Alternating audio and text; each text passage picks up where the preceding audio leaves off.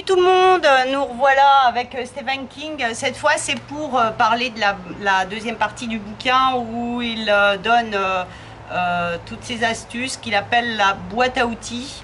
La boîte à outils pour illustrer la boîte à outils qu'avait fabriqué son grand-père charpentier dont a hérité l'oncle Owen. Qu'il a fabriqué lui-même et qui avait plusieurs étages. Lui, il nous conseille 4 étages. Alors le premier, pour les outils les plus usuels, il parle en premier et c'est ce dont je vais vous parler là pour cette vidéo, du vocabulaire, parce que en fait souvent un écrivain essaye de chiader son vocabulaire et il le déconseille fortement. D'ailleurs, je vous dis tout de suite ce qu'il en tire. La phrase choc, c'est: écrivez sans vous en soucier. C'est sûr qu'il y a pas mal de différences selon les auteurs, langage soutenu, langage simple, pour écrire des histoires complexes. Mais ça, c'est pas l'important. L'important, en fait, c'est d'avoir son outil à portée de main. Moi, personnellement, si vous avez suivi ma méthode, vous vous installez dans un univers physique que vous imaginez être une scène de film et vous entendez le réalisateur dire « ça tourne » et là on écrit.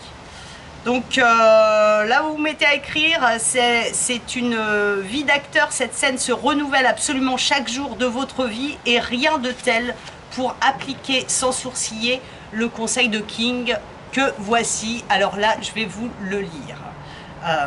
Ne faites aucun effort conscient pour améliorer votre vocabulaire. Voilà, c'est simple, c'est clair, sans détour, ce qui finira par arriver à force de lecture, bien entendu, mais le temps s'en chargera. Voilà pourquoi en fait, parce que lors de ces immanquables séances, la caméra tourne et vous n'avez alors rien de l'acteur excellent si pour améliorer un mot vous arrêtez et puis vous commencez à hésiter. Moi personnellement, lorsqu'un mot me semble inadapté à la situation et puis je sens que je n'ai pas le bon mot sur le coup, je m'arrête pas. En fait, je le mets entre parenthèses. Au contraire de ce qu'il dit, moi j'adore reprendre après dans la correction et puis chercher le mot le plus adapté au contexte que j'écrivais. C'est pour garder le rythme du débit. C'est une méthode qui me permet de laisser aucune place à l'hésitation.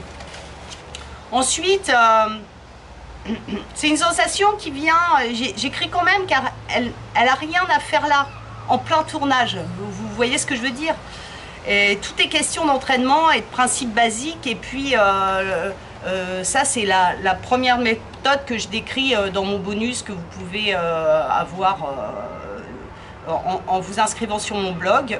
Une méthode pour devenir écrivain maintenant, pas demain, pas devenir, mais être l'écrivain qu'on est maintenant, si vous le voulez bien, quoi.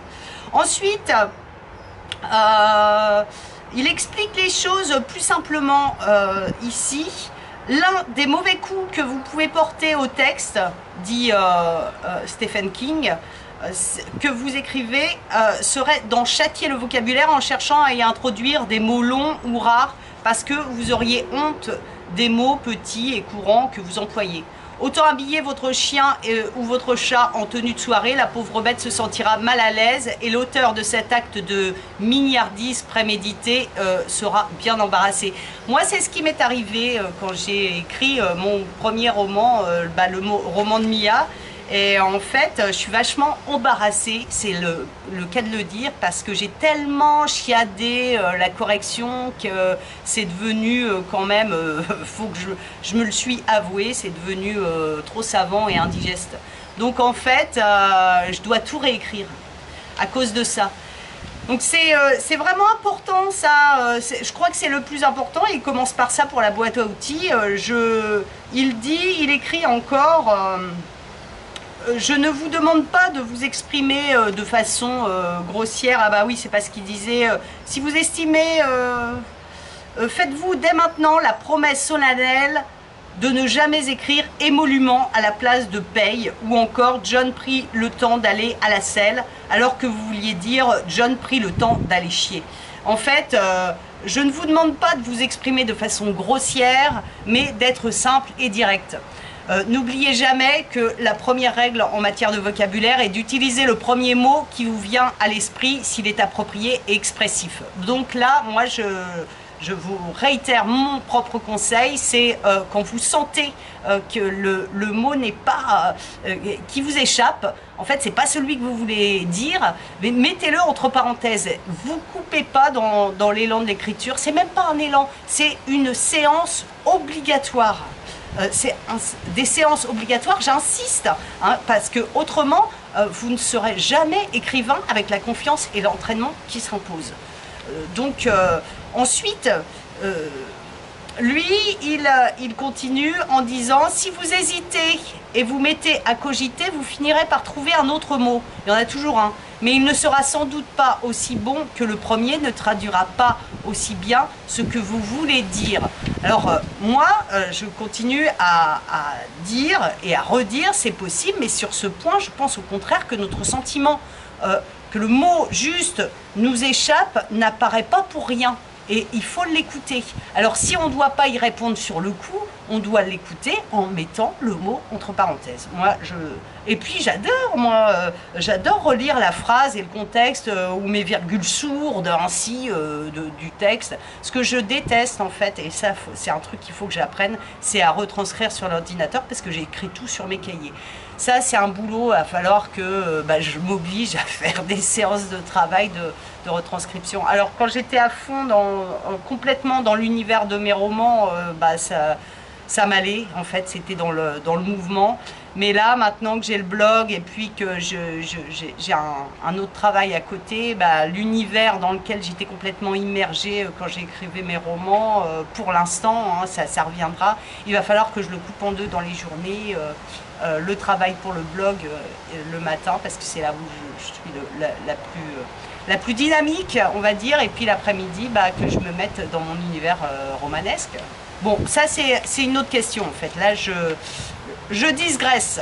Pour finir, comment il conclut ça? C'est simple, par la question du sens, justement. Et je vous avoue que en clair, c'est pas le plus important, le vocabulaire. Retranscrire ce que vous voulez dire dans le détail est un exercice fascinant dans la mesure où l'essentiel est dit. Hein. Lui, il explique ça ainsi, je vous lis. Le mot n'est qu'une représentation du sens. Il est rare qu'un écrivain, même le meilleur, arrive à approcher ce qu'il voulait dire. Cela étant, pourquoi vouloir rendre les choses encore pires en choisissant un mot qui n'est que le cousin de celui que vous vouliez réellement employer?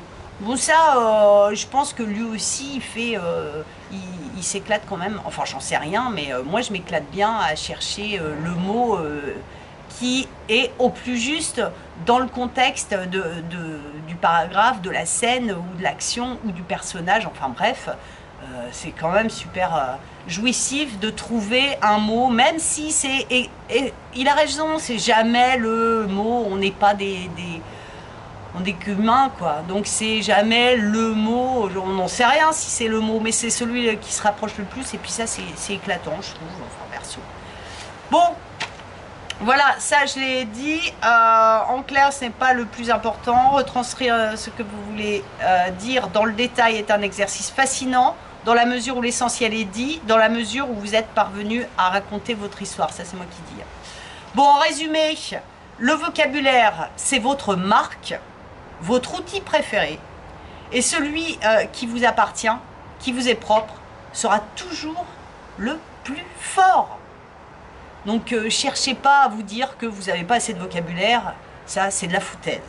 Mais attention, justement, si vous avez tendance à sous-estimer votre propre vocabulaire, c'est-à-dire de sous-estimer cette histoire de boîte à outils où vous avez votre vocabulaire qui fait de vous l'écrivain que vous êtes, alors vous aurez peut-être l'idée saugrenue d'en faire un outil de marketing extérieur, et ça, c'est la voie la plus directe pour ne jamais être content et fier de votre écriture, et puis peut-être pour en faire l'histoire qu'elle vaut, parce que c'est quand même l'important. Bon voilà, j'ai fait le tour pour cette histoire de vocabulaire. J'espère que on se reverra très vite pour les autres outils de Stephen King.